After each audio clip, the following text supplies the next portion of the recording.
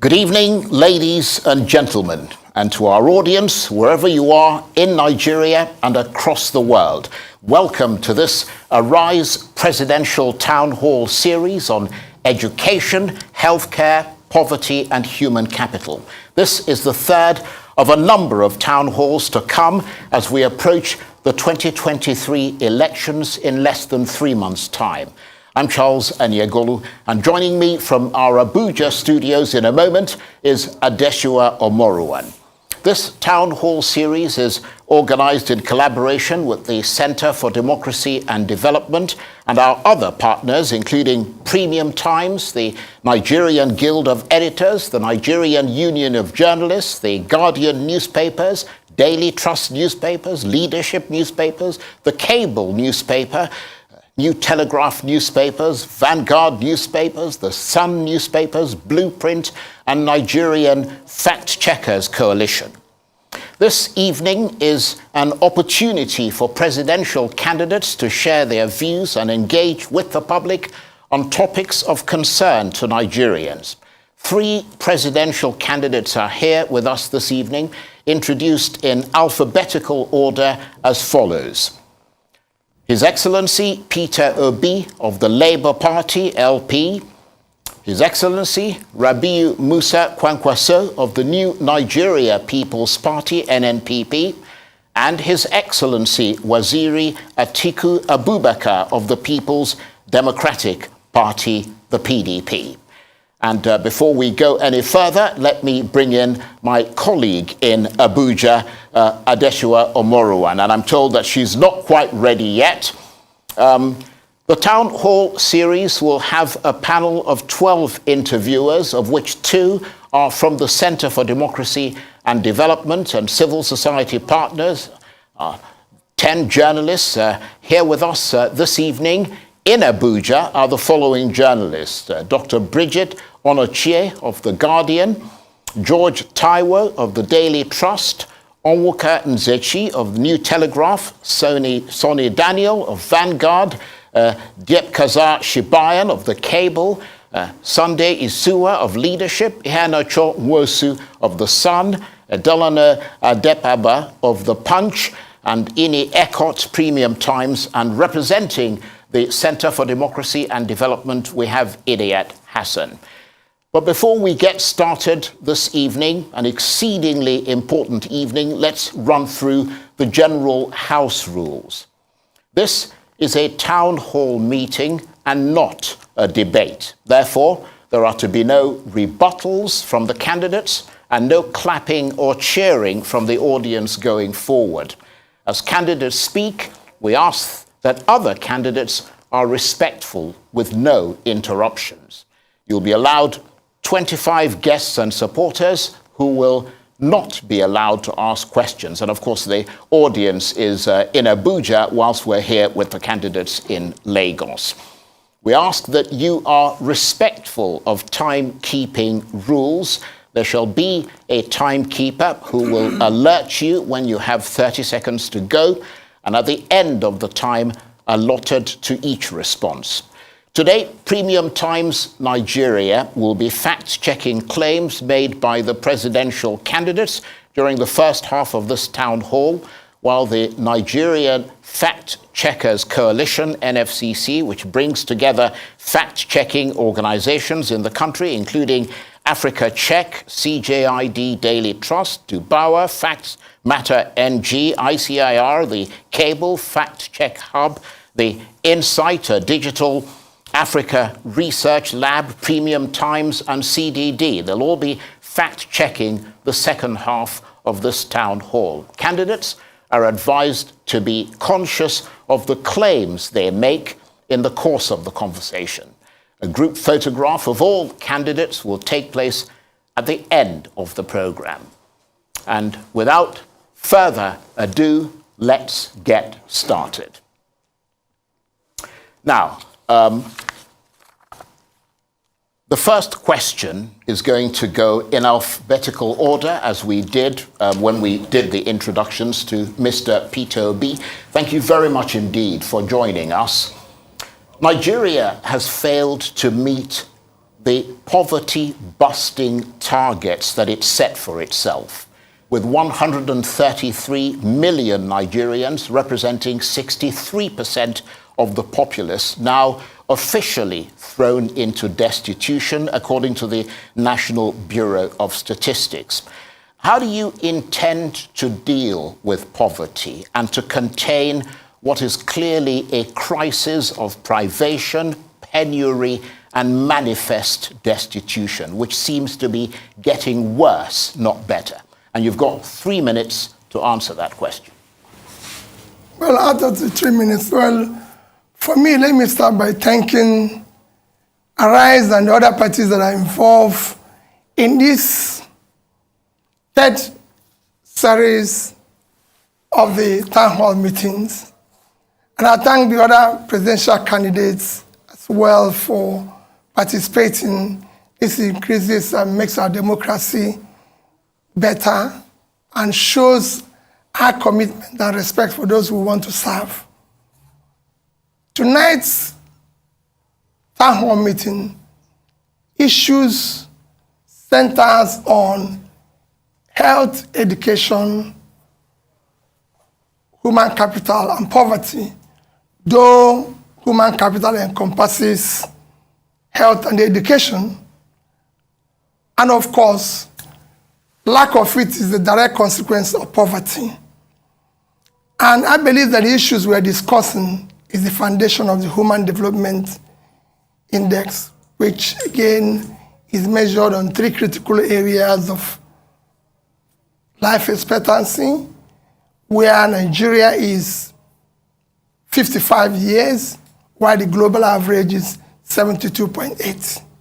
And of course, in human capital, the last measure that I know published by World Bank in 2018 were 152 over 157. And the poverty, you mentioned it yourself, we're 133. And cumulatively, the Human Development Index, we are 163 over 191.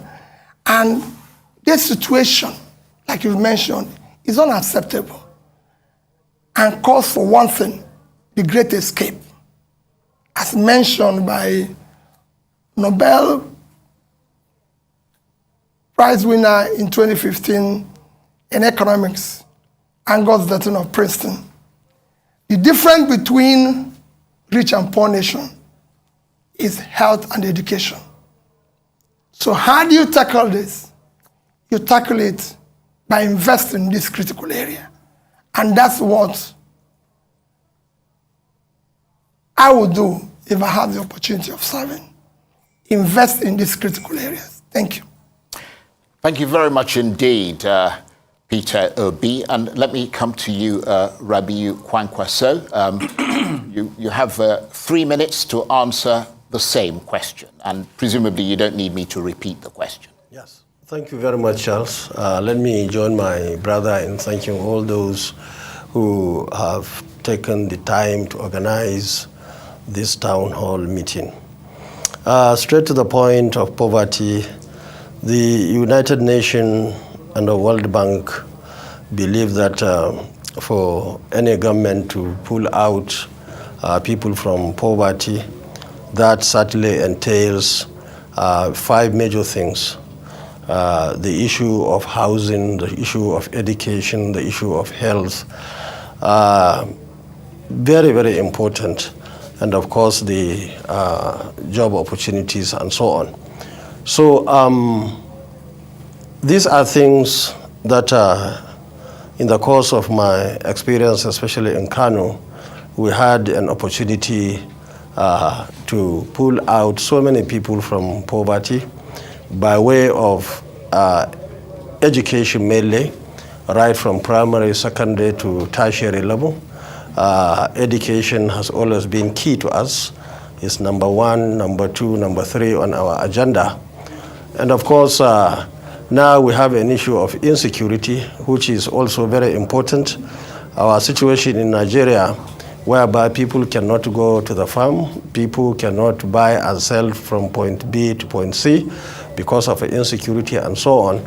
All these issues aggravated the issue of poverty in this country. And I'm even surprised that we're talking of 133 million people. If you talk to roadside economists, people who do it practically, not necessarily the MBS, will always tell you that the number is much more than 133 million. But in any case, our responsibility is to ensure that there is security in this country, and that is why we decided to increase the number of the military from about 250 to about 1 million, and that of police from about 230,000 to about 1 million also.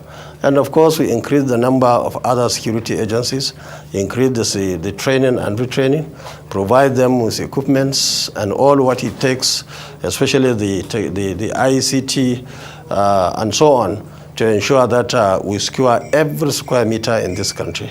That put together with, of course, the provision of job opportunities based on, for example, the lack of electricity that we have in this country, the issue of infrastructure that must be improved, the quality and the type of education in our tertiary institutions, and of course down to primary education, plus construction in almost all the sectors ranging from our roads to housing and so on and so forth. And that was why in Kano we had an opportunity to construct 3 major cities in 4 years, Konkosia, Amana, and Bandrao. We spent billions, over about 40 billion naira out of resources, because it's important to know that our policy is not to go and borrow money. I have to say you're virtually out of time now, so you've got 15 seconds to round. Yes, of course, the issue of corruption and all other things that are associated to issues like drugs and so on must be fought frontally, so that at the end of the day we can have our society, our young men and women, to go around and to have job opportunities, and of course to have access to food, to have access to good health, to have access to education, right, and so on and so forth. Thank you very much indeed, Mr. Kwakwanso. And let me come to you, Waziri Atiku Abubakar, with the same question. How do you intend to deal with poverty? Can you give me the question again? Yes, Nigeria has failed to meet the poverty-busting targets that it set for itself, with 133 million Nigerians, representing 63% of the populace, now officially thrown into destitution. That's according to the National Bureau of Statistics. How do you intend to deal with poverty, which seems to be getting worse, not better? Thank you, Charles. We have got all the statistics, both internationally and locally. The most important thing, as emphasized by both Peter and Rabiu, fundamentally is education.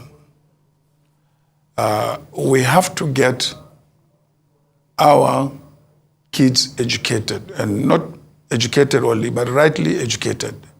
And then by the time you educate them, you find that they become readily available to the private sector, which should be actually the engine of growth. The private sector is the driver of prosperity in any given nation. The responsibility of the public sector, that is the government, is to see how we can incentivize the private sector to really make use of these talented young men and women who will be produced through our educational reform. And educational reform must be in such a way that they are able to cope, with current educational trends. That is technology, innovation, and so on and so forth. But as a developing country, Nigeria's mainstay, as far as employment is concerned, is agriculture. We must revolutionize our agricultural sector to make sure that it employs as many young men and women as possible. And the only way you can do that is to make sure that incentives are given again to the private sector to expand, the agricultural base of the country. As a public sector, as a government, that's the best way you can, ensure that prosperity spreads as much as possible. And the second employer of labor in our economy is the small and medium enterprises. And that's why we propose to set aside a very, very substantial amount of money so that the small and medium enterprises can be funded. In other words, making our young men and women to access those funds, to be able to set up businesses and therefore, as much as possible, reduce, the rate of our poverty is very, very important. Thank you very much indeed, Waziri Atiku Abubakar, and before him, of course, Rabiu Kwakwanso and Peter Obi. You're watching a special Town Hall series live here on Arise News. Let me take you now to Abuja and to my colleague Adeshua Omorowan, who's going to ask the next question, and she will, of course, keep engaged with the candidates, so do stay attentive. Adeshua, over to you.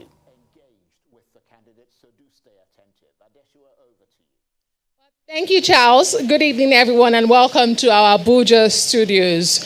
Dear candidates, you have 2 minutes each to answer this next question. The federal government has blamed the subnationals, that is the state government, for the state of poverty in Nigeria. Should you become the next president of the Federal Republic of Nigeria, what will you do to reverse this trend of stifling of local government funds, which has contributed to the level of poverty and insecurity in the country? Let me begin with the candidates for the NNPP.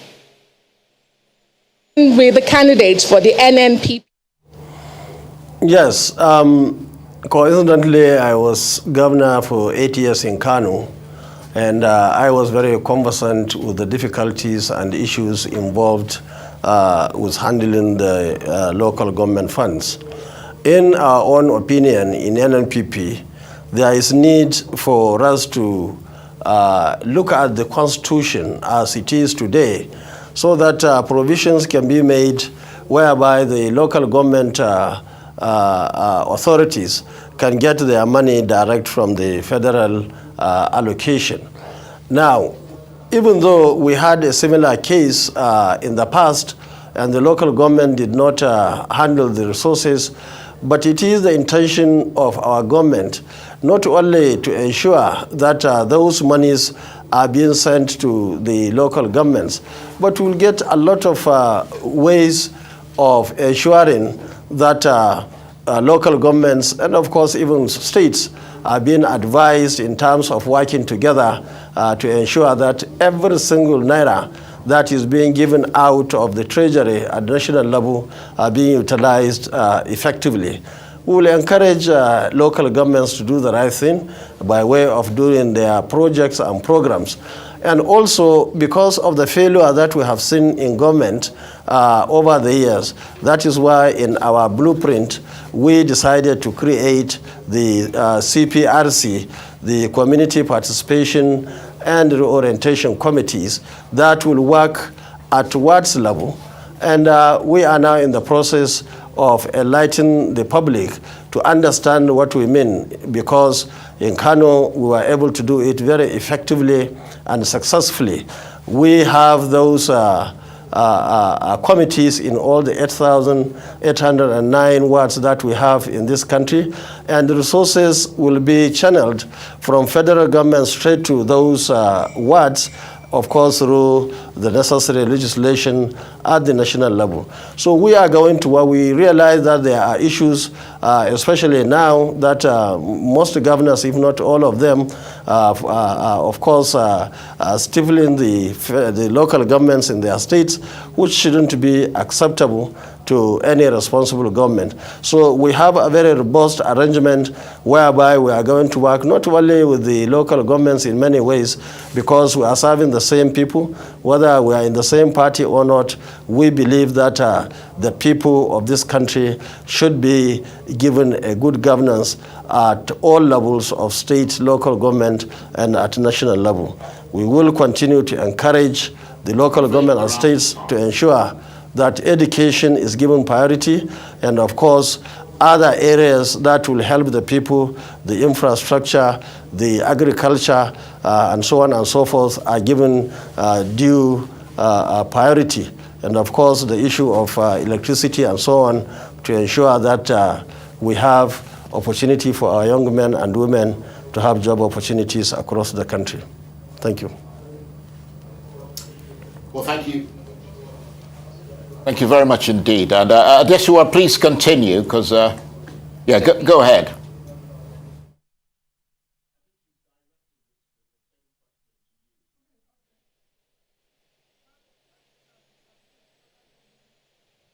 Yes, I was speaking to the candidate of the Labour Party. Mr. Peter Obi, please. Yes, I was speaking to the candidate of the Labour Party. Yes. Yes. It is the state governments that are the subnationals that are causing poverty. Because if you look at what is today causing the poverty level that we have, you first have to look at the issue of security, which is federal government. Issue of physical viability and everything, which is federal government.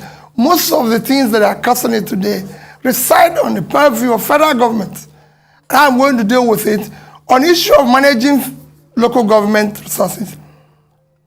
I managed it for 8 years. And what I always tell people, go and see how we managed to work with the state and local government to be able to effectively use the resources in area of education, in area of primary health care, and other development areas.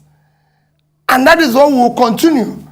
But the major cause of poverty in Nigeria is issues that reside with federal government. It is the federal government that will revise the productivity by first, if the country is properly secured, you return confidence in investors, both local and this. If you bring appropriate measures to have conducive environment, regulated environment that investors can come in and everything. So I think it resides on federal government. Right, okay. Thank you very much indeed. And I think Adesua wants the same question to be directed to you, Waziri Atiku Abubakar. Thank you very much. Again, when I assumed office as vice president in 1999, what was handed over to me was local government administration. And when it was handed over to me, I gave instructions to the accountant general that all local government allocations should be transferred to the local government straight. After implementing that policy for 9 months, the governors protested and said, that's not constitutional. So we looked at the constitution and they said there was supposed to be a joint account at the state level where local government funds should be transferred, and also the state government was supposed to also put in a certain percentage of their revenue into that account. And then it was then moved to that joint account. So local governments now started getting their funding through the state's joint accounts. And that is where we have problems. Because in that process, some state governments started, taking part of the local government finances. Some said they were going to run universities, which the state government set up. Some said local government should contribute to certain projects, in the states. And therefore, at the end of the day, the funds were being depleted and the local governments were left with no funding until, in fact, it has gone to virtually nothing now. Most importantly, we must look at the laws, particularly the Constitution, and see how we can make these local governments both independent as far as their financial transactions or revenues are concerned, and also how we can protect, their interests if funds are transferred from the federal government. I think that is a major flaw, in our laws as far as local government finances are concerned. Thank you very much indeed for that, and also for ending dead on time there. I'm told that my colleague in Abuja, Adeshua Omoruan, is having some connection problems, perhaps having difficulty hearing us. Whilst we're restoring that line, and I'm told that that line is now restored, so let's return to Adeshua Omoruan in Abuja.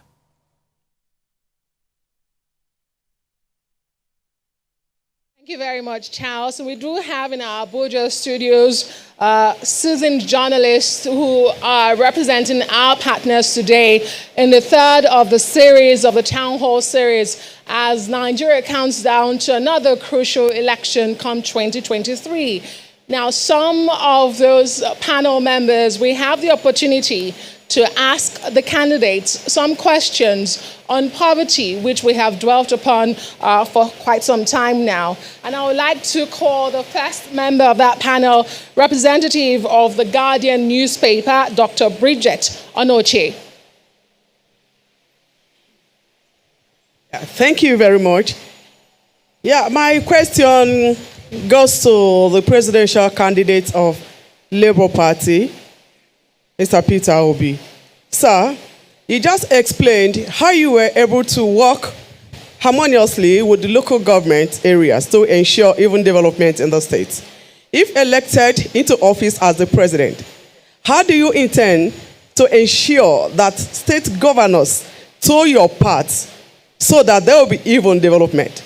I ask this because if you succeed at the federal, but states remain backward, the buck will still fall on your table.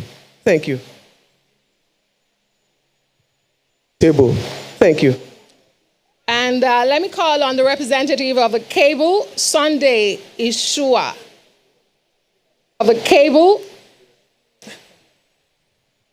All right. Of the cable. My name is Sunday Isua from Leadership Newspaper. My question is for all the presidential candidates. And the question is, it concerns education. Because I don't want to talk about how the government have ignored the researches that are taking place in the Nigerian universities. I want to talk about the issue of strike, where ASU, which was formed in 1978, have gone for strike action for more than 33 times. And in these 33 times, in an average, it has been there for, the strike have lasted for more than 6 months. You know, now, if you become president, I'm talking about all the presidential candidates, how are you going to address this issue of ASU strike? Are you going to privatize the universities, or are you going to adhere to the 2009 agreement, you know, that the federal government entered with ASU? Thank you. May I remind our seasoned journalists and our partners to follow the prompt. We are dealing with poverty at this time. Thank you so much from the leadership. I'll move to the cable. He's Daikaza Shibanya. He represents the cable.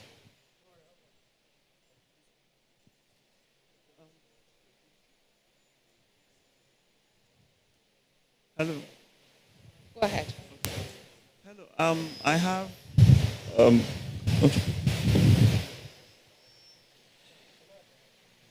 So I have two questions. One question. Okay, one question. Okay, one question is this. Before the National Assembly, there is an executive bill to institutionalize SIPs. Before we had SIPs, we had Shopee. Now, these are programs that have been designed to address poverty. If you become, you get into office, and that's everybody, what are you going to sustain this? Do you think it has addressed poverty? And if no, what will you do? What will your program be? How will you design your program? Tell us about that. Okay. Right. I think there are quite a series of rather confusing questions, I have to say, and that's not really entirely fair on the candidates here. So let's focus on the last question, because we haven't got to education yet. Let's focus on the last question, which had to do with poverty. And I think that question was directed at you, Peter Obi. And I think there was also another question before that, because it got a little bit, as I said, confusing from Dr. Onochie about how you were going to deal with the states if you become president, because I mean there's a division between states and the federal government. The federal government has its powers, the states has its powers. So pick and choose which you want to answer first. Quite frankly, for any meaningful development, any meaningful thing, the federal government must work seamlessly with the subnational. In fact, one of the things that have made us to fail in Millennium Development Goals is that we were not able to streamline that process into our development agenda, starting from the local, subnational, and national. So for us to have any meaningful development, that is why even in the Constitution, there's what you call Economic Council, which means every month, which is supposed to be the states and federal, because they're supposed to move simultaneously and seamlessly in development. And that I can assure you, I will do. I've said it that I will be at the center, ensuring that you communicate and deal with all the states. On issue of education and housing, first is that tertiary education. The most critical... I think, I'm sorry to interrupt you, but that's a question that will come later. I think they just kind of threw it up. We want to get through with all the poverty questions, and then we'll change to education and healthcare and all the rest of it. On the issue of the poverty one, which is SIPS and Shopee, which is mentioned, SIPS and Shopee before it and everything, quite frankly, to deal with the issue of poverty, I believe the government is involved a lot.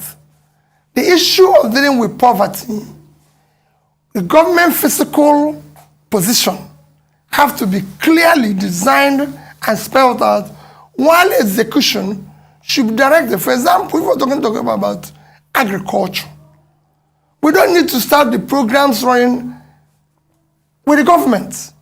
We have Bank of Agriculture. I will resuscitate the Bank of Agriculture in Kaduna and ensure that they in turn support the farmers when it comes to issue of ensuring access to funding to deal with that issue. Other agencies that are designed that will deal with the issue of ensuring either issue to do with crops, issue to do with land meditation, there's a lot you need to do. If there's no one process. Issue of dealing with, for example, issue of dealing with small, medium, micro, small businesses. All you need to do is to resuscitate. We used to have all the micro banks, community banks, and everything. You've got about 30 seconds. And make them to function. If you make them to function effectively, having a percentage of our lending go to this particular sector, and then physical support. Okay, thank you very much indeed, Mr. Peter Obi. And let me come to you, Rabiu Kwakwanso, to answer the same questions. And I don't know, but people say that the presidential candidates have remarkable memories. Your memory is probably better than mine, but hopefully you do remember what the questions were. Fine. Now, you see, we, on the issue of state and local government relationship, which the lady mentioned, we had a model which I believe is the best model. You see, in Kano, every month we sit down when our commissioner for finance comes back to the state. we sit down with the local governments. We looked at all the issues in the state, and of course the state means the entire local government. And we agree on a particular projects. Now, first and foremost, we agree that we have to pay salaries. We agree that we have to do all other necessary things in general terms, state and local governments. And then we look at other issues like roads, like water supply, like electricity, and so on and so forth. And that was when we agreed that each local government should have 5 kilometers of dualized roads within the local government headquarters, with the street lights, with drainages, with walkways, and so on and so forth. And of course, we handle them as joint projects. Our local governments will go to their councillors and everybody to sit down and agree, and then come back with all the documents that the local governments have accepted to work together with us. And that's why we had our 5 kilometer roads in all the local government headquarters with all the facilities. That's why, together with the local governments, we are able to provide turbines in two our dams, Chala Gorge and Tiga dams, Tiga dam that we had in Kano. And the project is almost completed. And that's why we selected so many other projects together with the local governments, and we work harmoniously. We're paying salaries, everything, pension, all the requirements that were with the government. Together with them, we worked peacefully and with a lot of success. And that's why you often hear that our strength is mainly in Kano, for those who don't know that our strength is all over the country. Thank you very much. Thank you very much indeed, Mr. Kwakwanso. And let me come to you, Waziri Atiku Abubakar, to answer the same set of questions. Thank you very much. We have been on this poverty issue since the commencement of this town hall meeting. I think Nigerians should be fair to PDP, because when we were in power, the poverty rate is not as high as this. We initiated the needs and seeds, and that tremendously reduced our poverty rate. We were not, having this kind of, astronomical, poverty rate as we have today. So that's why I say Nigeria should be fair to PDP for definitely reducing poverty in this country. And I think those programs should be sustained, even though the present administration tried, to copy, or to continue with what we started. But unfortunately, they have not been able to do. Rather, the thing has gotten out of control, in their administration. So I believe the program initiated by the PDP government, which brought down poverty rate, which also made Nigeria the largest economy in Africa, should be sustained. And I intend to sustain, those policies to make sure that poverty rate is considerably reduced to the barest minimum as far as the next administration is concerned, if I have the opportunity. And what about the issue of the local governments, which Adeshua had asked about originally? Well, I have explained that we must look at our constitution. I explained to you that when we came into office, local government administration was in the office of the vice president. And for 9 months, I was remitting, allocation direct to the local governments. And later on, the governor said that was unconstitutional.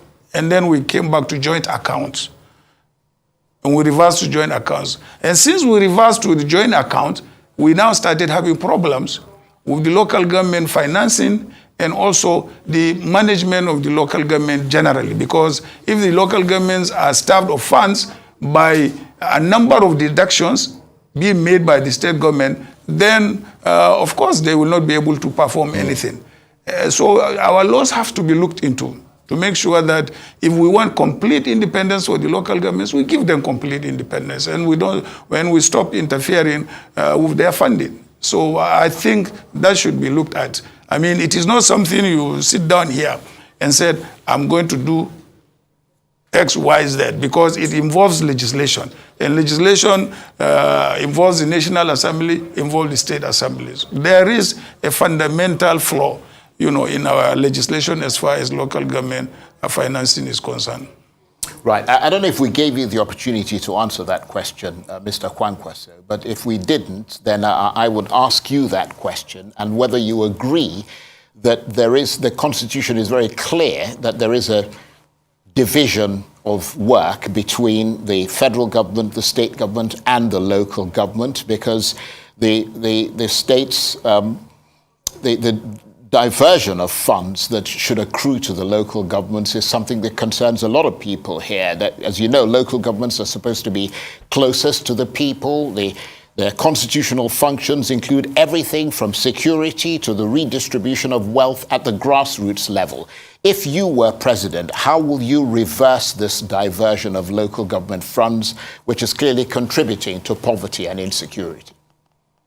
Yes, I think that was the first question that was being tackled. You see, we were faced with those issues when I was in government, but the issue of the constitutional amendment is very critical. It's very important under this circumstance so that state and local governments can have adequate resources to handle their issues.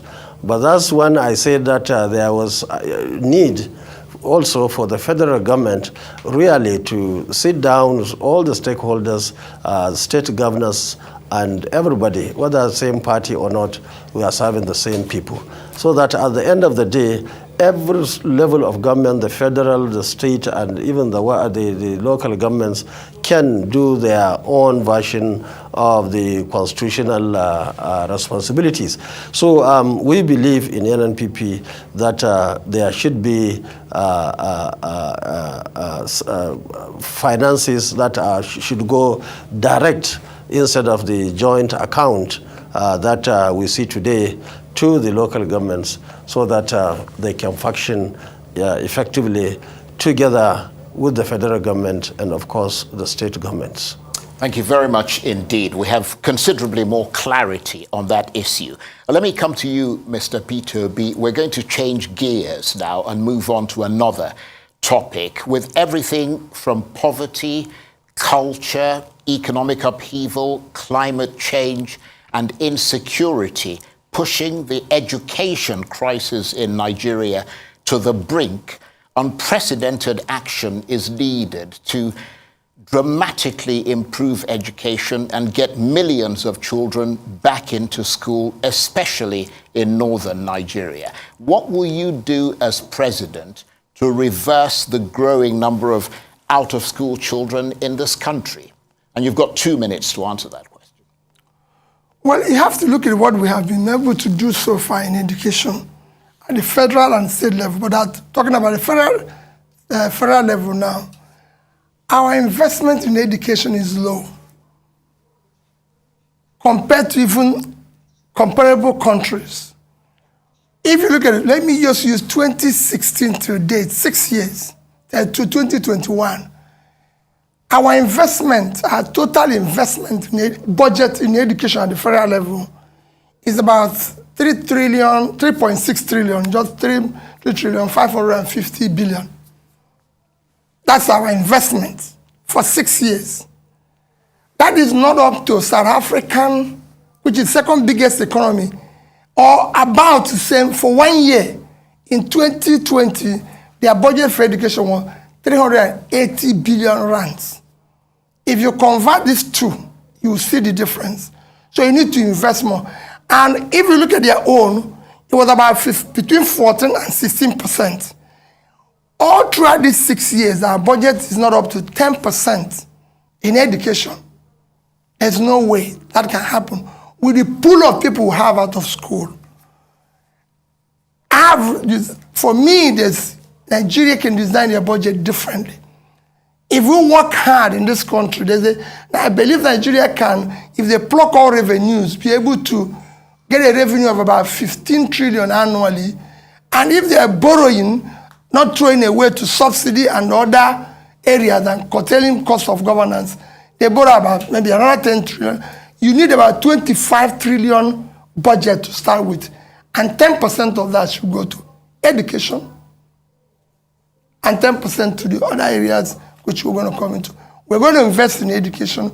We're going to do whatever is possible to ensure that we pull those millions of children and ensure they get basic education, which is the most important. Okay, and that was dead on time again. Thank you very much indeed. And just to mention that we are going to come back to both of you, Mr. Kwakwanso and Mr. Abubakar, with this question, but I'm going to go over to Abuja now and bring back, okay, I'm told that they're not quite ready in Abuja, so let me come to you, Waziri Atiku Abubakar, with that same question. What will you do as president to reverse the growing number of out-of-school children in this country?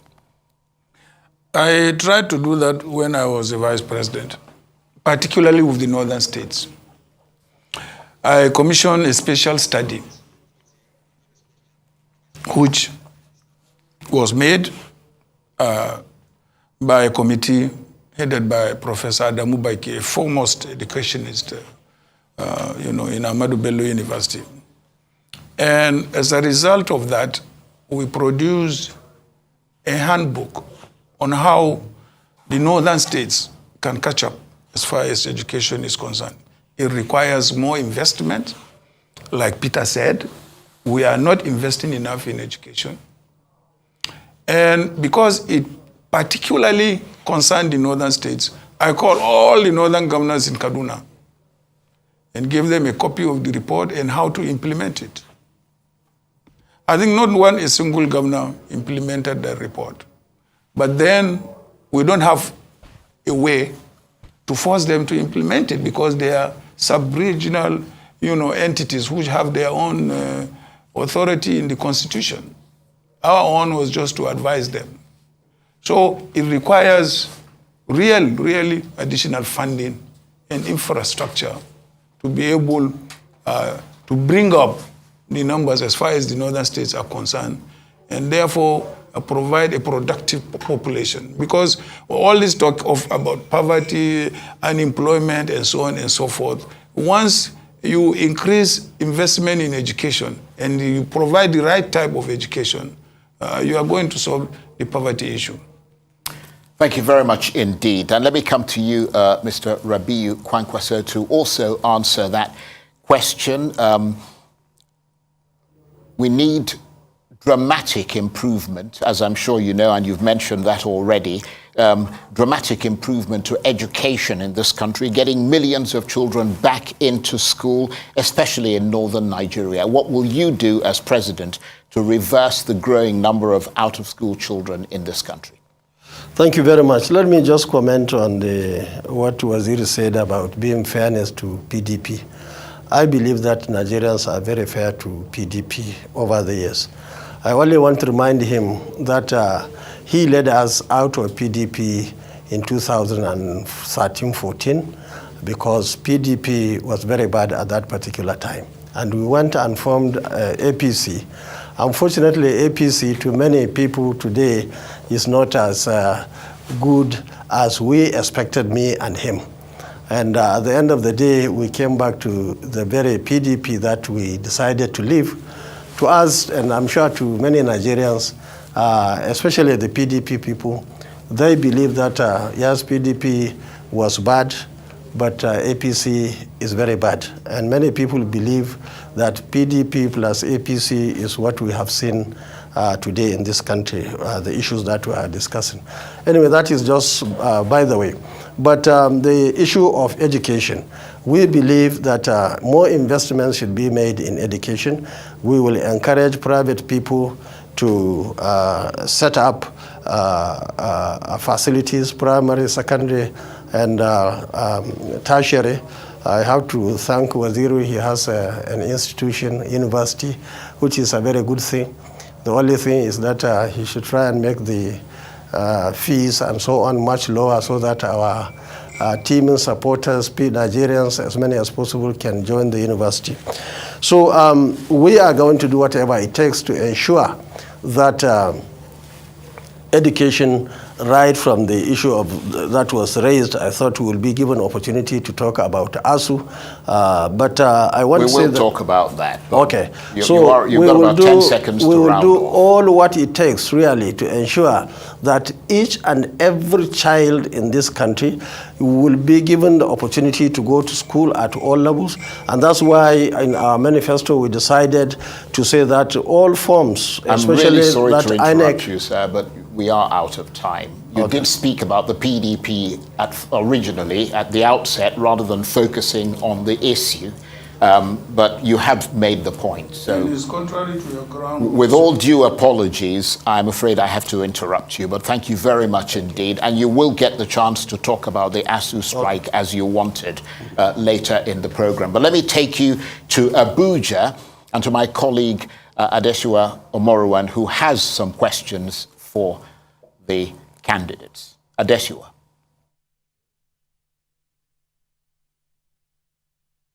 Thank you very much, Charles. Well, let's talk about that ASU that everyone has been eager to talk about tonight. The industrial action in the tertiary institutions in Nigeria have become almost as constant as the Should you become the next president of the Federal Republic of Nigeria, what deliberate actions would you take to ensure that this will become a thing of the past? May I begin with the candidate of the People's Democratic Party, Mr. Atiku Abubakar?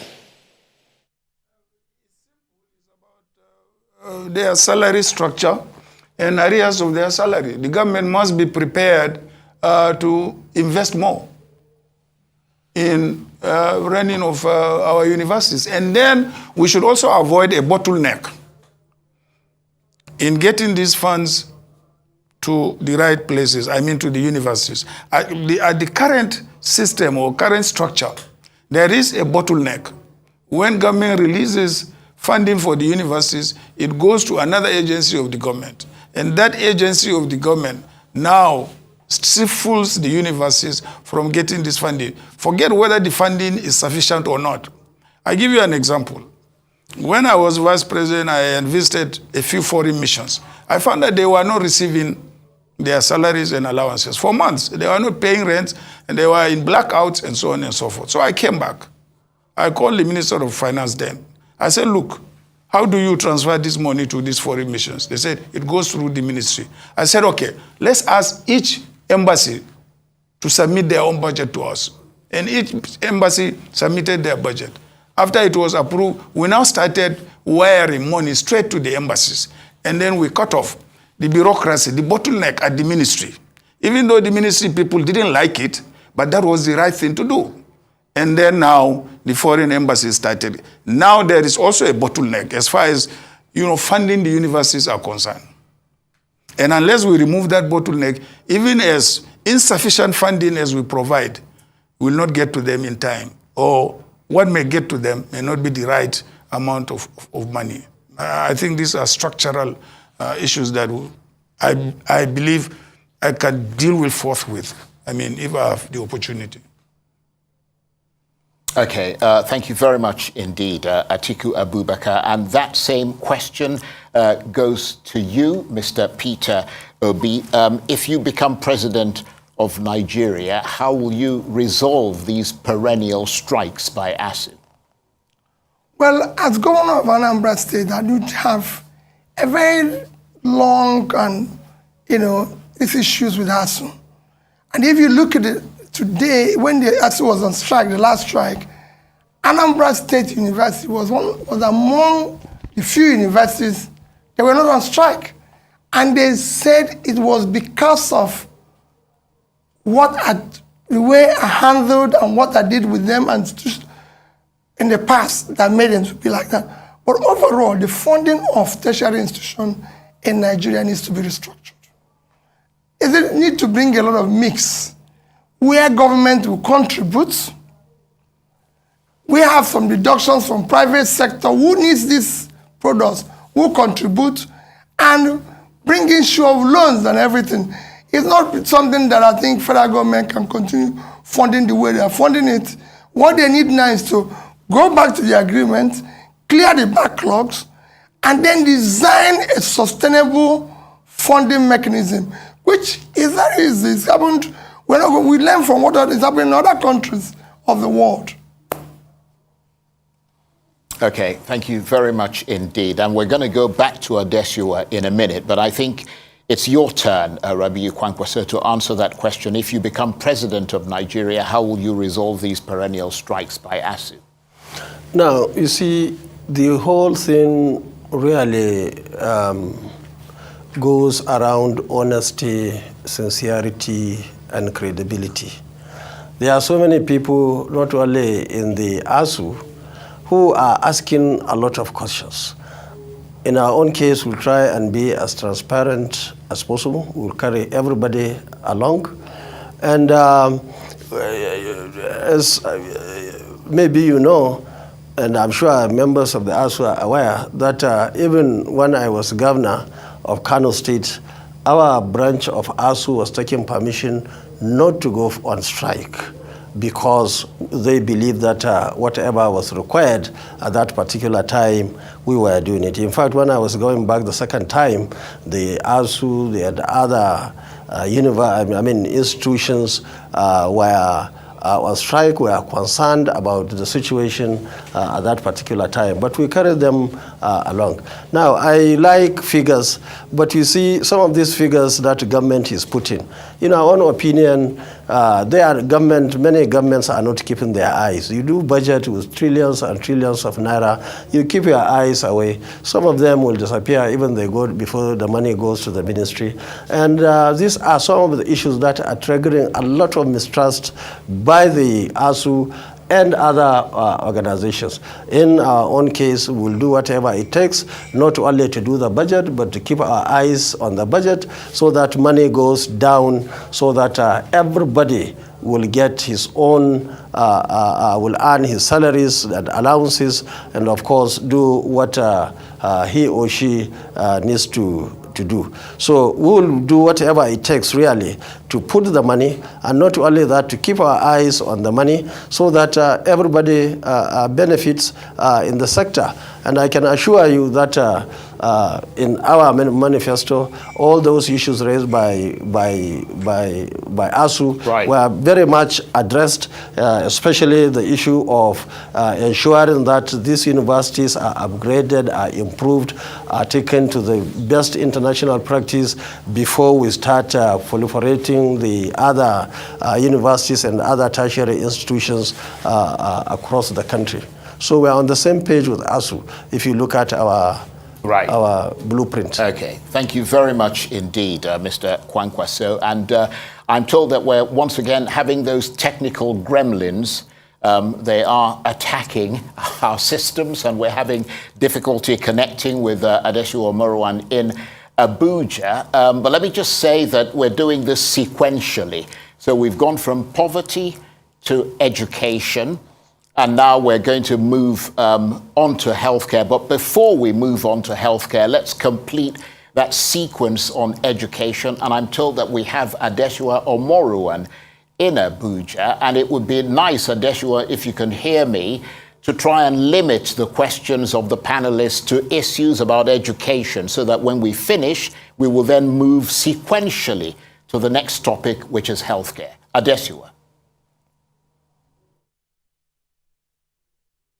Thank you very much, Charles. You've done half my job just now. And just to remind our audience that we do have a panel of interviewers, including our civil society partners and, of course, 10 seasoned journalists here in our Abuja studios.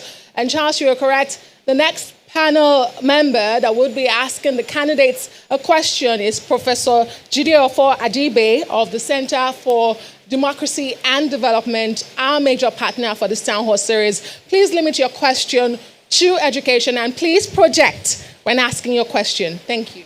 To education. Yeah, hello. Good evening, all.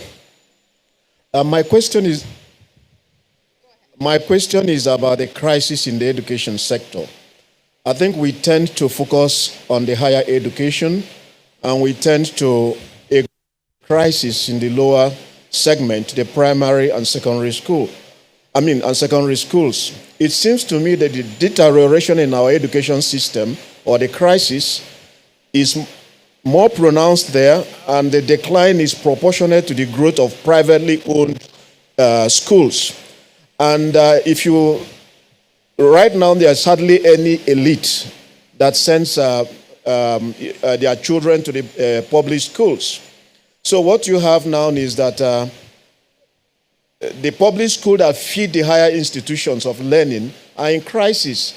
The quality is so low that when they feed the higher education system, the quality of the graduates themselves are also quite low. So my question is, how are you going to address the imbalance where, for example, people in nurseries, in private schools, pay higher tuition than postgraduate and graduate students in public-owned universities?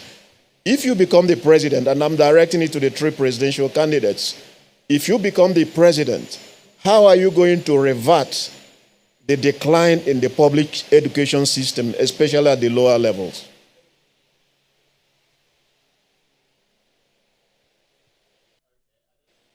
That question to any particular candidate, so I will take the liberty of stepping in and directing that question to Waziri Atiku Abubakar of the People's Democratic Party.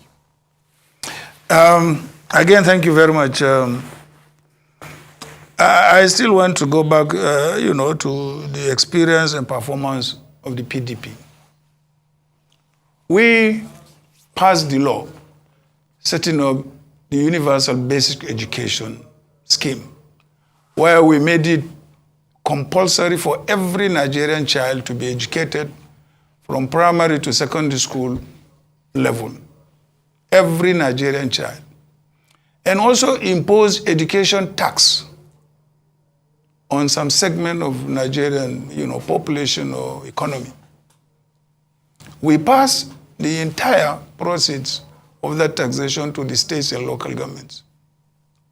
I think we should begin to see, or we should begin to find out, why is it not we have not got the impact that legislation was meant to achieve? Where did we go wrong? But I believe, with that education tax law and with the funding given to the states and local governments, we should have been able to do better than we have done. Right, okay. Thank you very much indeed, Mr. Abubakar. And let me come to you, Rabiu Kwakwanso, with the same question. Thank you very much. Well, he talked about crisis in education. I think the crisis is everywhere. It's not only in education. We have crisis in the economy. We have crisis in the security. We have crisis in infrastructure, agriculture, and so on and so forth. But if we go for the education, our administration believe that the best way to go is to support education massively, as much as the government can be able to do. And not only that, we carry our brothers and sisters at the state and of course at local government level, bearing in mind the constitutional provision of what those levels of government are supposed to do. So we work harmoniously. We put in a lot of resources. We bring in a lot of reforms. We ensure that issue of corruption is being tackled, because that is the main problem in almost all the sectors today, in all the areas. Everywhere, not only in the sector of education. I remember this visit where we went to France and America. The other time when I traveled out of this country to the United Kingdom, I was really shocked at the airport how people were following us, literally asking us that we had to give them money and so on. That is aviation, not education. So these are the areas that every responsible government must tackle to ensure effectiveness of the sectors, especially the area of education. Thank you very much indeed. And before we return to Abuja and to Adeshua Omoruwan, let me give you the opportunity, Mr. Peter B., to answer the same question. Well, like I said at my introduction message, education is among the three measurement of HDI is most critical because, like I say, the driver of the other ones. And when you talk about the education, you talk about basic education. And when we say our education is in crisis today, it is that basic education. Even when you talk about out-of-school children in the north, the 20 million out-of-school children, which 60%, if you look at it, is women, which we need to deal with urgently in order to bring that sector back to what you need to do, apart from having increased investment, like I said, in education, is to also have increased supervision and ensuring that the resources are well utilized, working in partnership with the states and local governments. Because when you talk about out-of-school children in the north, these are children who have learned Quran. If they can learn Quran, that means they're intelligent. I will meet them at where they are learning Quran and teach them skill. With that, you'll be able to. As for what we are going to do in education, all I can tell anybody is go and see what we did with the primary school and secondary schools in Anambra State. In fact, in Anambra State, people prefer to put their children in public school rather than private school. I went to Christ, let me use my secondary school, Christ the King College. People queue up now to be able to go be admitted there. Thank you very much indeed, Mr. Peter Obi. And if Abuja is ready, we will return to my colleague Adeshua Omoruwan there. I think we're still dealing with issues, the stark issues to do with education in this country. But obviously, Adeshua, if your panelists have done with that, feel free to move on to the next topic, which is healthcare. Adeshua. Well, thank you, Charles. Just one more question from our panelists on education. And here is the editor for The Sun, Iheanacho Uwosu, for that question. My question is directed at the contestants. You talked about we've not addressed the main issue that we are facing today, which is abduction of students. Schools are no longer safe. People go to school and will not return to their homes. Teachers go to schools and will not return to their homes. How would you address this challenge? Because we've seen it is happening in the universities, it is happening in nursery schools, it is happening in secondary schools. How do you address this?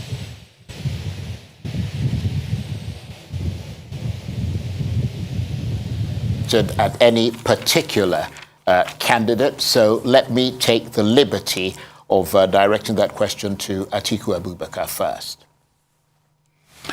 Basically, the questionnaire is talking about the security of pupils as well as also teachers.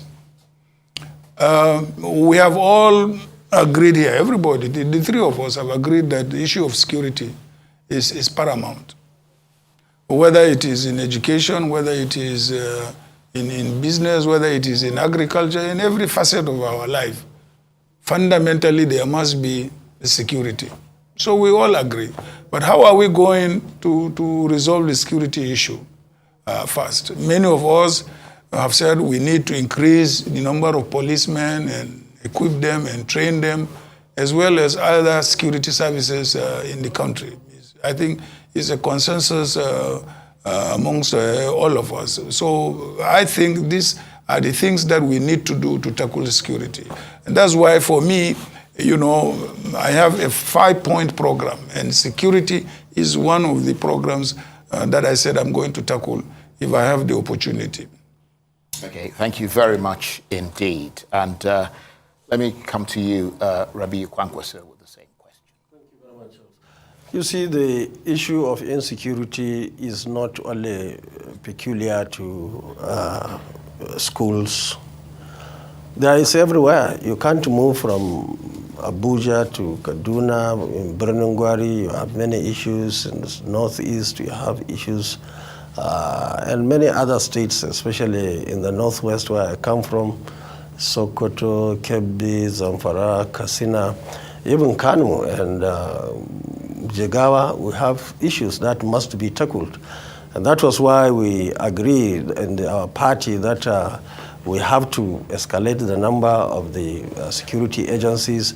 We need special training and retraining.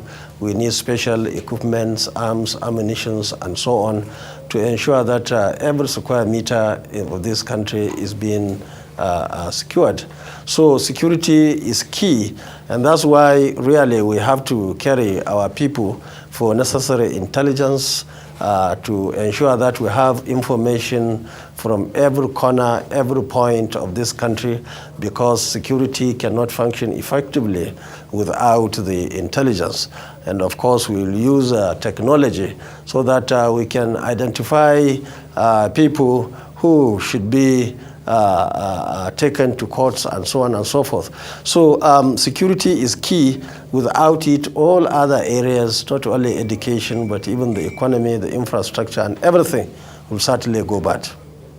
Thank you very much indeed. And Mr. Peterby, just to reiterate that these are issues that are further threatening education in this country. People have to have the confidence to be able to send their children to school knowing that they'll be safe. What would you do to secure schools in this country?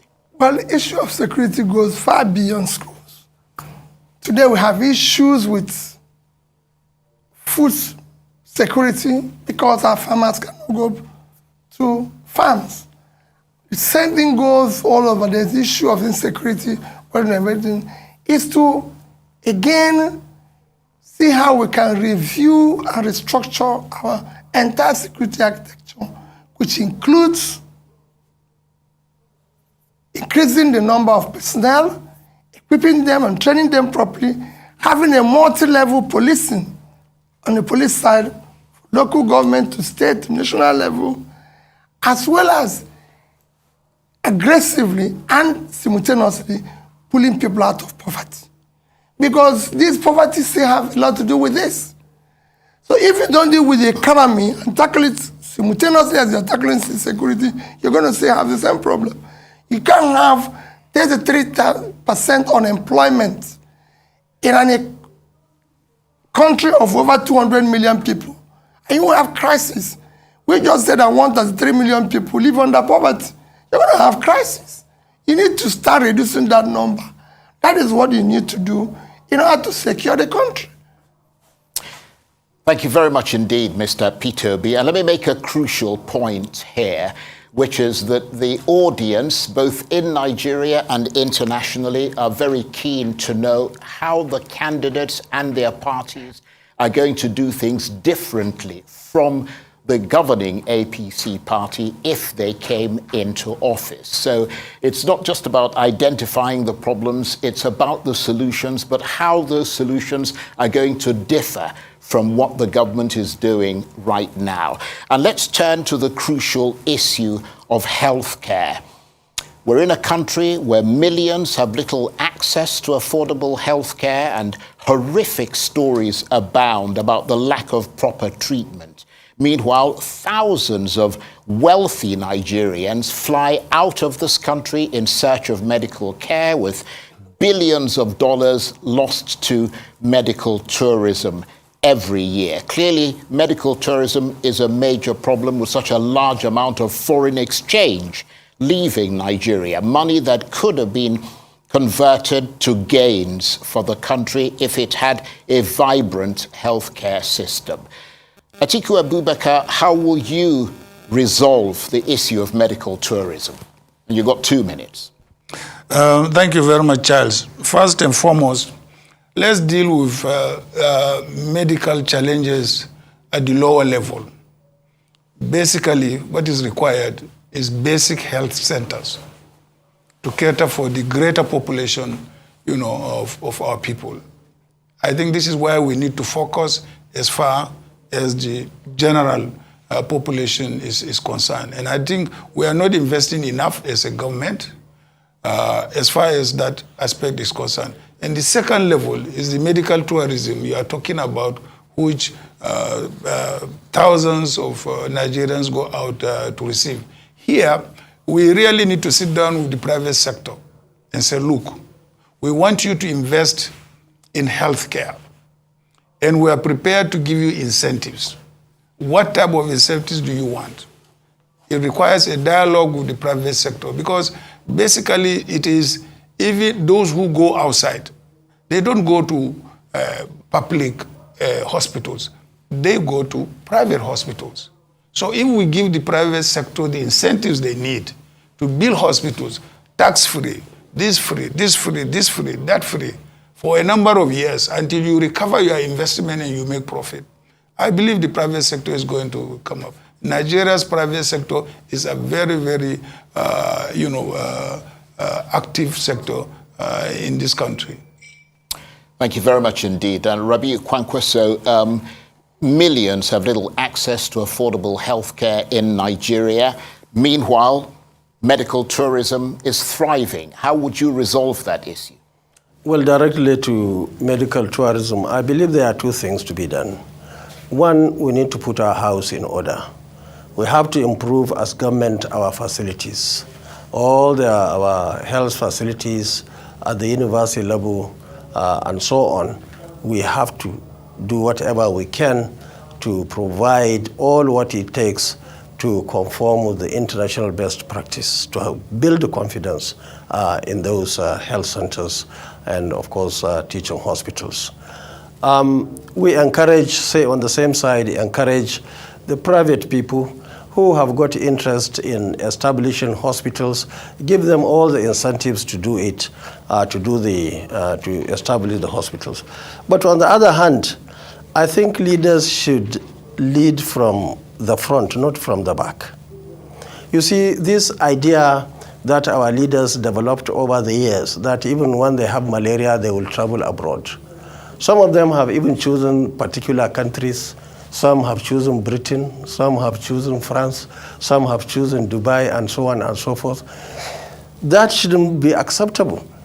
We have to come and build confidence. And that's why if you are always going there to your doctors and so on, your PA, your minister, everybody will do the same, will copy from you. And that's why I personally decided that whatever investment I have is in this country. I don't have one single account anywhere in the world except in Nigeria. I don't have any house or any business anywhere because I want to build confidence for each and every person, especially those who believe in us.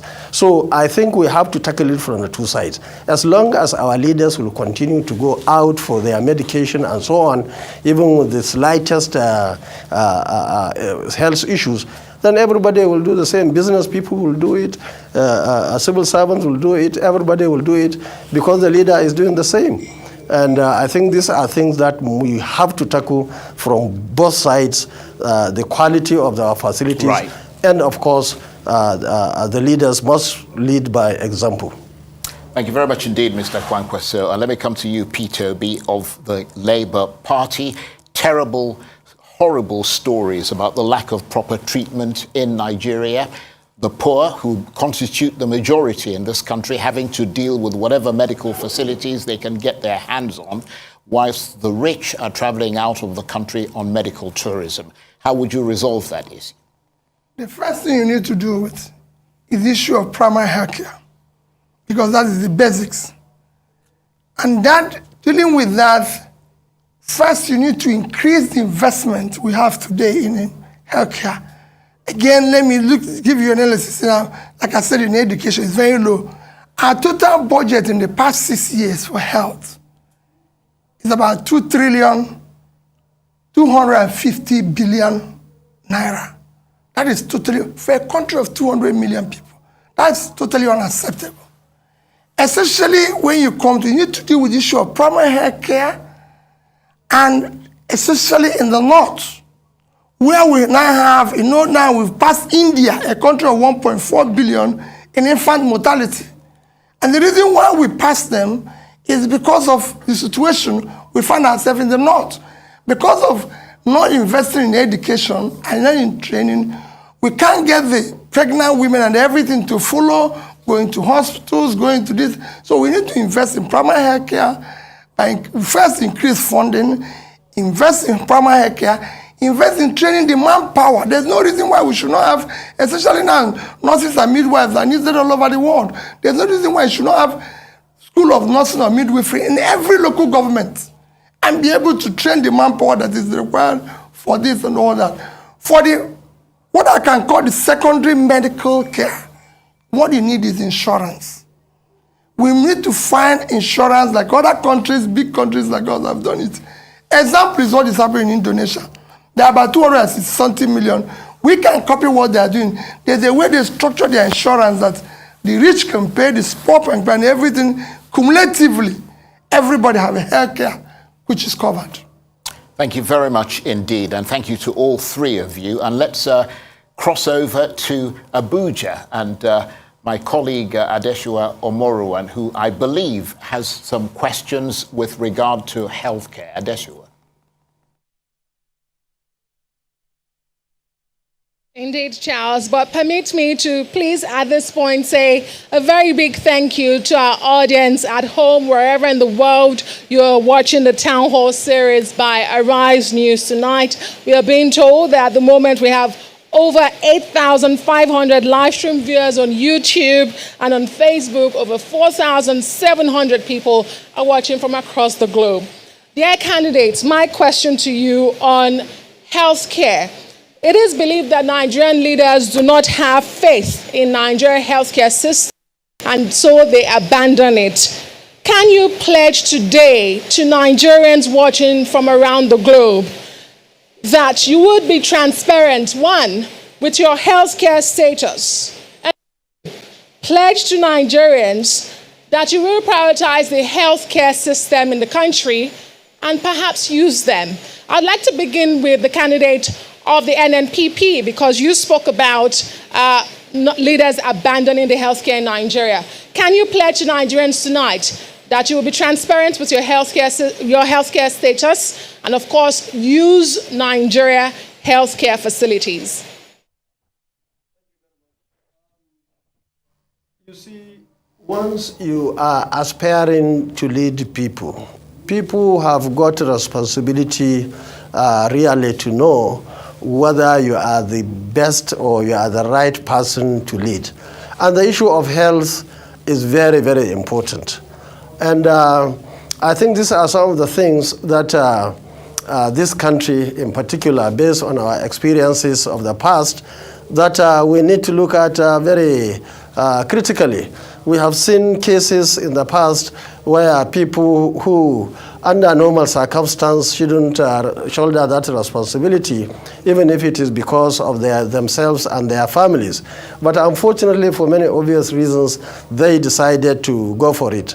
And the consequences is there for all of us to remember. So I can assure you that I'm so happy with my health status, and I can assure you that the last medical exam that I had, somebody there, according to the outcome of the result, gave me a guarantee of 30 years. And if you want to see it, I can give you.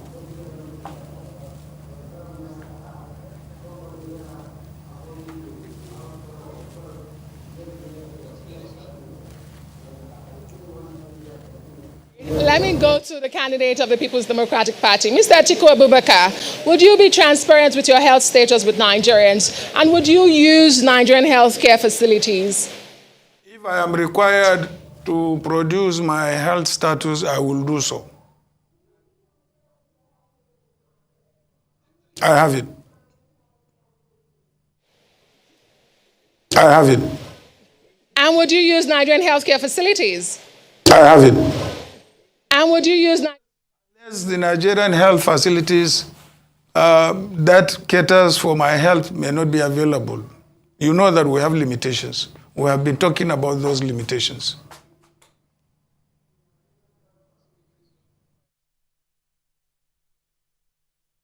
Mr. Peter Obi of the Labour Party, your response to my question. Mr. Peter Obi of the Labour Party. Okay. Well, I believe that it is actually required that those who are aspiring to lead should be able to make available and openly their medical and health status to the public. And two,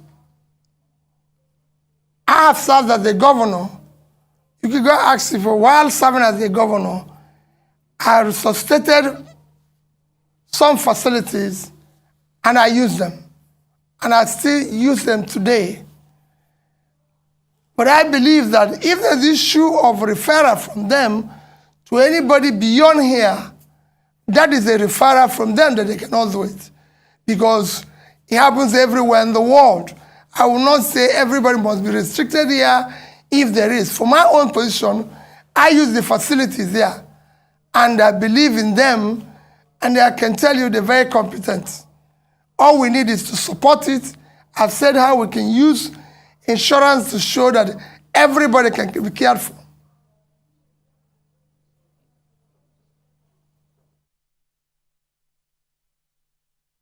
Thank you, candidates.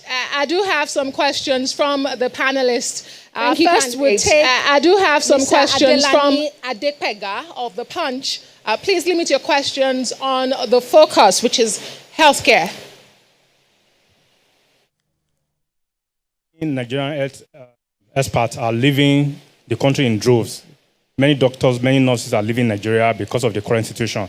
I'd like to know what specific policy will you put in place to rebrand the health system and also encourage those who have left to come back and practice in Nigeria? Also, what percentage of the budget will you dedicate to the health sector if you win the election? Thank you. Thank you. And very quickly to Mr. Sonny Daniel of the Vanguard. I put the question to the three candidates and they should answer. The healthcare system in Nigeria is extremely expensive to the point that the average Nigerian family cannot access, can't afford. And this has created a lot of problems leading to avoidable deaths, pains, and frustrations. What will you do as a president to ensure that care delivery is not only readily available, but accessible and affordable to the majority of Nigerians? Right, I don't know if you got that question, but let me come to you. I did that to ease the tension in the room. Let me come to you, Mr. Atiku Abubakar, to answer that. First of all, we were the first government to set up National Health Insurance Scheme. And what we need to do is to look at the National Health Insurance Scheme and see, is it accessible to the majority of Nigerians? And is it also affordable? These are two major issues that we need to. But we have a National Health Insurance Scheme, which we established in this country, which is supposed to cater for every Nigerian. But unfortunately, because of our level of education and lack of enlightenment, not many Nigerians subscribe to the National Insurance Scheme. But we have. We were the first government to set it up. And it still exists, and it works. All what we need to do is that why is it not covering the majority of the population of this country? From rural to semi-urban to urban and also to cities. But we have a national insurance scheme. Okay, let me turn to you, Mr. Kwakwanso, the same question. Thank you very much. Now, the issue of health insurance is very important and very critical, especially at this moment when Nigerians are finding it even very difficult to eat. Insurance scheme is so important that not only government should set it up, but it should be looked into. We are going to bring a lot of reforms to strengthen the health insurance in this country so that as many people as possible can benefit from that. If possible, we make it almost everybody going to the hospital without necessarily carrying money with him. And that's when we also thought of these accidents and people going to the hospital as a result of either the accident or other sources, where police must be consulted before they are treated. All those things were being very much tackled by our blueprint. Now, the issue of healthcare cost, it is very important that we make it accessible for each and every Nigerian to be treated in our hospital through the insurance, and of course through provision in our hospitals, whereby people, even without insurance, can easily be treated in our hospitals. And I believe that's the only way we can help our people, especially the masses, who are the vast majority in this country. In this case, we are even talking of 133 million people who are below poverty line, as being mentioned earlier on in this program. On the issue of brain drain, our policy should be to train as many Nigerians as possible. Of course, we'll encourage people, especially specialists, people who have specialized in some areas, to come back and work for our country. But of course, we'll continue to encourage Nigerians and train them so that they can work in the Nigerian market, and also if they have opportunity to go out of the country, they will be free to do so. That was why even my nursing school and midwifery in Kano, we try as much as possible to teach them some international languages so that they can go out and become international young men and women. And that's why we even trained pilots and so on. And we appeal to all those whose aircrafts in this country to patronize Nigerians. Thank you. Because that's the only way you can have people at work. Thank you very much indeed, Mr. Kwakwanso. And Mr. Peter Obi, the same question goes to you. Well, let me start with the issue of brain drain. I've always said it will be brain gain. If you go, there was a time the Indians, all the doctors were leaving to the Western world and everything. If you go to the UK now, everywhere is Indian doctor. But they now have a drain gain. It's all those people who left who are coming back and everything. The idea is to do massive training of doctors, nurses, and everything, those who can leave, those who can stay here. But the most important is that you need to increase the investment in the healthcare sector. Like I said before, it is too low, it's unacceptable. You need to have at least 10% of your budget. The overall budget is already low, but if I have opportunity of explaining how I'm going to increase the budget and have at least 10%, today, look at it, 10 years, if I just show you 6 years, our total budget is 2,247 billion. Just call it to about 2.3. So that is a 1 year budget for this size of this country. It won't even be enough. And I make sure that it's properly invested. When you come to the issue of insurance, there's a way you structure it that the government will also contribute. These are areas where you have to do subsidy, not in petroleum consumption.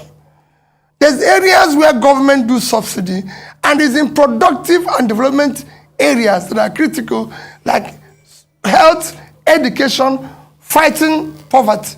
These are areas you need to invest. So there needs to be a fiscal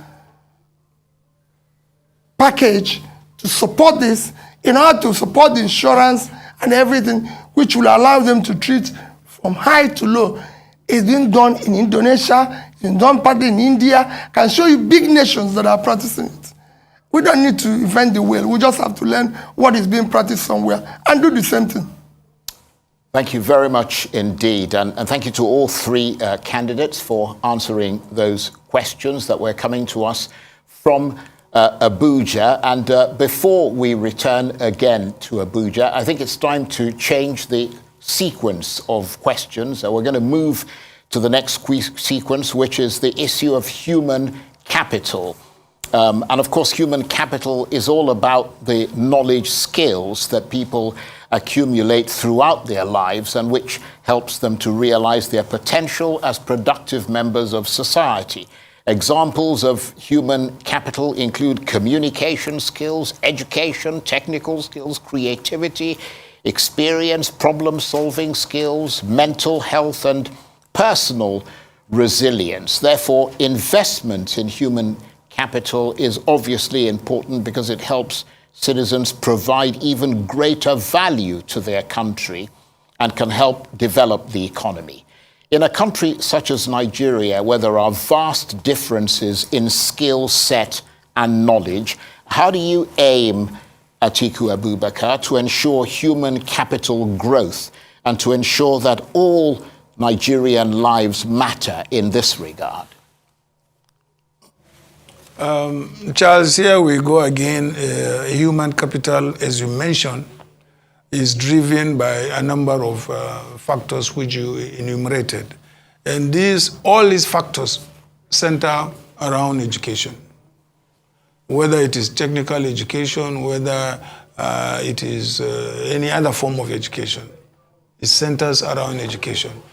This requires investment in both technical education and other allied subjects related to information technology and also other aspects of education. So I think, again, here we go, we have to invest in human capital development by making sure that we invest more in education.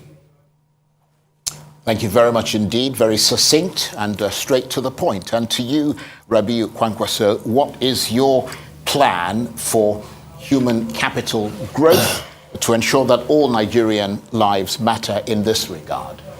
Thank you very much, Charles. At this point, let me take this opportunity to thank our great country, Nigeria, for giving me a lot of opportunities to be where I am today. I am one of those who had opportunity from my primary in those days to go to Bodum Primary School in Gwarzo, craft school, technical school, polytechnics and universities. And I'm so happy that I got all what I needed in the education. I had the opportunity to have a PhD and fellow Nigerian Society of Engineers. I'm so grateful to this country. And that's why I have never joked with the issue of education. That was why education was free in Kano. We were providing meals in our primary schools. We are providing 2 sets of uniform to encourage students to go to school.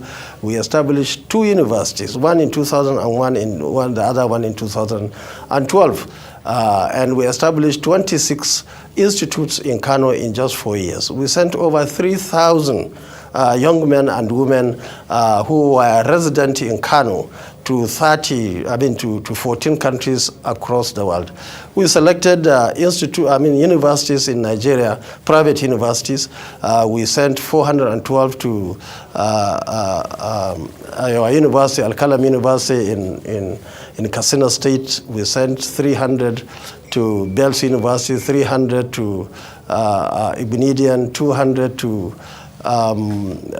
Crescent University. We sent 25 to Abti in Adamawa. I'm sure His Excellency will remember.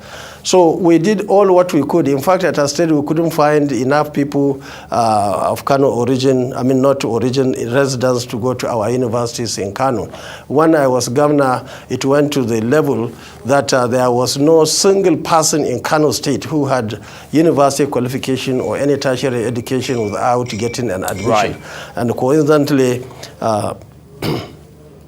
yes. So I'm just trying to show you that it's something that we very much appreciate, and we believe that by the grace of God, when we have the opportunity, Nigerians will be allowed, will be given the opportunity, not minding their social status, not minding where they come from or ethnicity or their religion. We'll do whatever it takes to have people being properly educated, because I'm so happy with myself. In 30 years, I have been to almost everywhere. Right. I have never been found wanting in terms of capacity, in terms of honesty, and so on, simply because, or mainly because of education.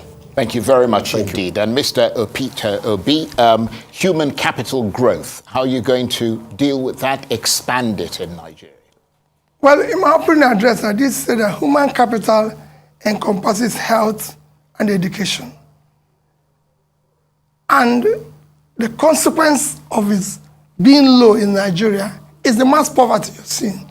Because the more you invest in human capital, the better your development. So human capital first, I want to show people, it's not an expense, it's an investment. Because that's what drives your development in the first place. If you invest in it, you increase per capita, which is the real measure of poverty. So for me, we're going to, I have said that even if we're going to borrow money, we're going to borrow for investment. And I can show through a budget how we intend to deal with this issue in clear terms that are measurable and people can see it. So when we say we're going to put people out of poverty, we're going to state the numbers and people will see the country increase. And if I didn't have opportunity, I would have shown you using 3 countries to show you what they did with issue of human capital, how they moved their countries' HDI from low to medium to high, and how dramatically increased their per capita, which is the measure of wealth. And the same thing for Nigeria, who didn't invest, it took the other way around. And that's why you've thrown more people into poverty, where you now have more people living in multidimensional poverty than a country like India that is 7 times your size. And you have more people living in poverty. And use what they've done, and examples are bound. China, India, Vietnam have done this in something that is with effortless ease in pulling, not that it's difficult, but they've been able to show an example how you can use and methods to pull your people by investing in human capital. Thank you very much indeed. And we're still on the issue of human capital. Let me throw to my colleague in Abuja, Adesua Omoruwan. Adesua.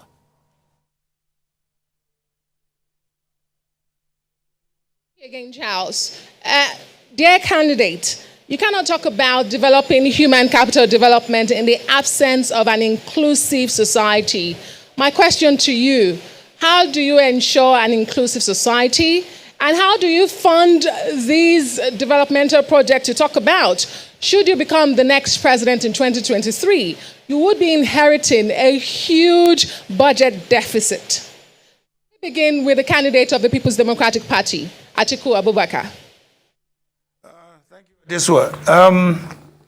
Yes, we are going to inherit a huge fiscal deficit. One way we can go about reducing that deficit is to remove areas of wastages in government spending. Another area we can also remove these wastages is also to make sure that we continue with the policies we had started. For instance, we started removing subsidies when we were in office. We were to remove subsidies in 4 quarters. We removed in 2 quarters. After we left, the whole thing froze. Nobody had the courage and the leadership to continue with removing subsidies again. This is one aspect where we could raise a lot of funding to meet the gap, in our expenditure. The second one, of course, is to continue with the privatization, which we had started. We will realize quite a lot of money. For instance, take the case of our moribund refineries. They have not been working, and we have been expending a lot of money on them. Why not privatize them and raise so much money to meet up this deficit? These are areas, a number of areas you can implement and make sure that you raise the necessary funding that you require. Of course, I have mentioned areas of wastages, which can be reduced as far as the federal funding is concerned. So these are the 3 areas I believe we could get funding to reduce the deficit. And also, another area is to make sure that the central bank, eliminates multiple, exchange rates in our exchange rates regime, because that again is another area where we can also raise funding.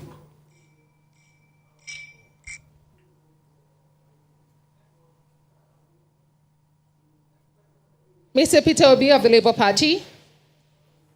Thank you.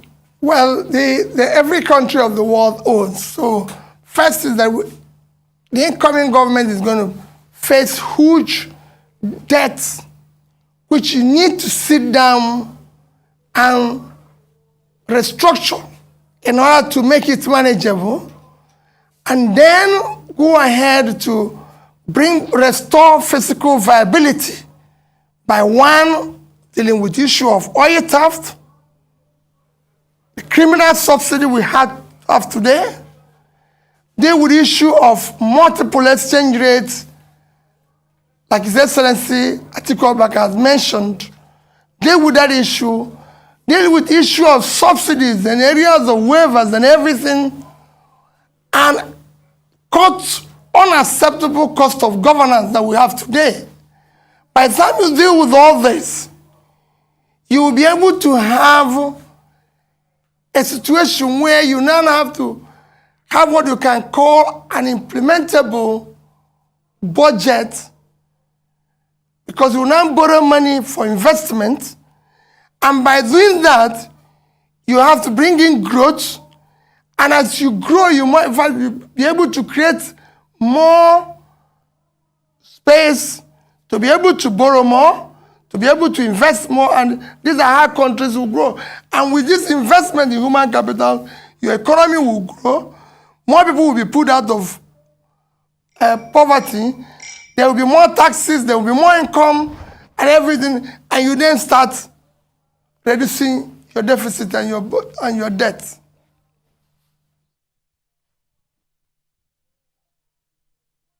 Candidate of the NNPP. We will do whatever it takes to ensure that we have an inclusive government. Things should be run through merit rather than whatever things that will not help the country. Now, on the issue of budget, I'm happy to say that when I went to Kano in 2011, my second term, the capital was 30%, and of course the current was 70. And before I left the government, we were able to reverse it to 70-30. And I'm also happy to say that because of the fiscal discipline that we had by way of attacking corruption and so on, we were able to run our government first term in 1999, 2003, and 2011 to 2015 without borrowing a single kobo. Unfortunately, of course, at that time, we inherited debt that we had to pay. So twice I was living government house in Kano, twice I was paying all the debt that I inherited as a government. Now, at national level, we were told that there are serious issues now to the extent that now whatever we earn cannot even service the debt. Now, let me say that it is our intention to sit down with the creditors to renegotiate and ensure that we are given breathing space to start the government in the first place. And secondly, we look at all areas of income, especially now that our oil, which is the main source of income, is being reduced from 2.2 million barrels that were given by OPEC, the allocation by OPEC, now to, told to about 1 million barrels. And that's why the issue of security comes in. We'll protect protect our assets. We'll make sure that we have enough resources coming in. We'll make sure that whatever we are spending is going to be a real value for money. We will not allow people to be taking our resources at the source or at the treasury. Thank you very much indeed, and thank you exceedingly to the three of you.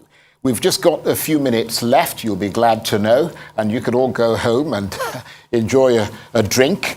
But before we go, we're giving you 3 minutes to wrap up for us. Tie all the loose ends together and justify to Nigerians why you should be voted for as president of this country and not your opponent. And I'm going to start with you, Mr. Peter Obi.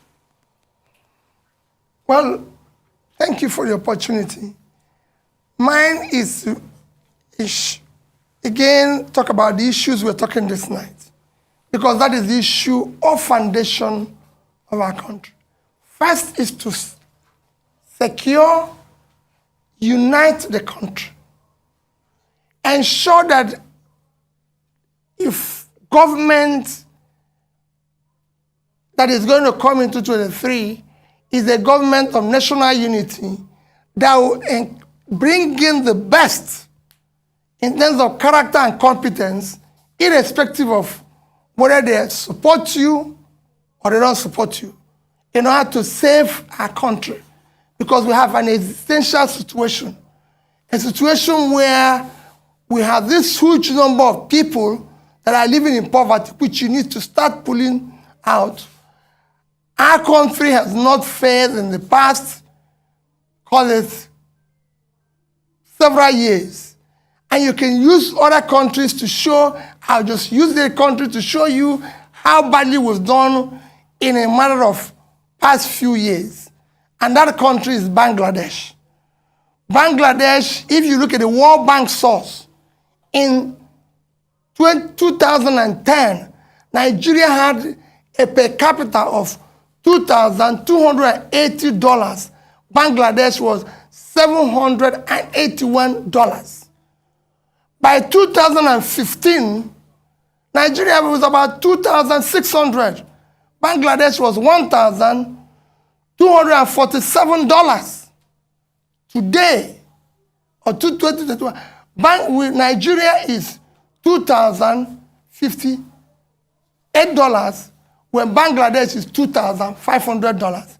Look at where we are. They were one third of our per capita in 2010.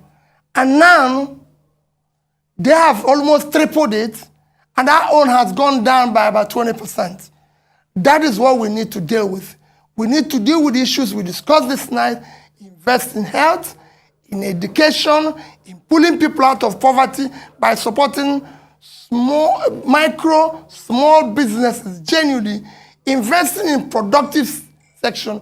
Nigeria is not a productive country, and it has to be productive. If you look at our last quarter, just to conclude, in our last quarter, our GDP growth was 2.25%. Our money supply was about 13%. And that is, look at it, what is inflation? When your money supply is more than your growth. So you don't even have growth to be able to, for the money you're printing and throwing into the system. We need to move the country from consumption to production. Once it becomes productive, it will create labor and be able to employ people. And that's what I'm going to focus on. Thank you. Thank you very much indeed. And let me come to you, Rabiu Kwakwanso, the presidential candidate of the NNPP. Thank you very much, Charles. I'm happy to say that almost everything is working in my favor, ranging from the issue of education, which I mentioned earlier on, from craft school to technical school to polytechnics to universities. I was able to reach the peak. And also in terms of my career, I was a civil servant in Kano for 17 years, and I know the meaning of civil service because I was one. I retired as a principal water engineer in Kano State from an artisan that I was being employed by the same ministry. in terms of politics, I was in the House of Reps, as Deputy Speaker of the House of Reps. I was also in the Constitutional Conference that we had opportunity to draft the 1999 Constitution. I was also Governor of Kano in 1999 to 2003.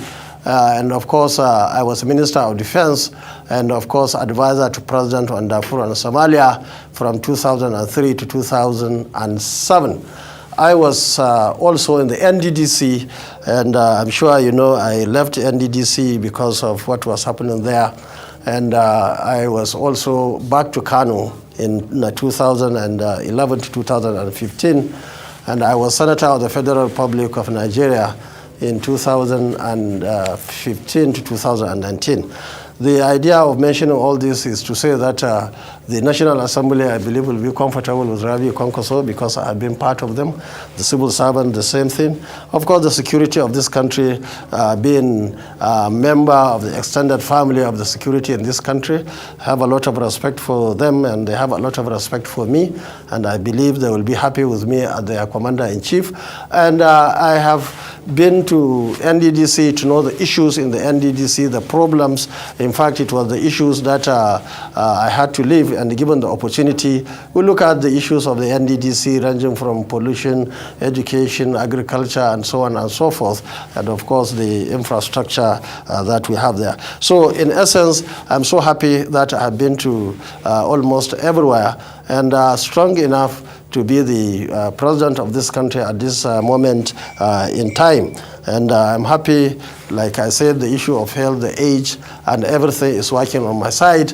And I believe that together with Nigerians, we are going to make Nigeria a better place for each and every Nigerian, not minding his religious or ethnic or regional or whatever leaning that he has.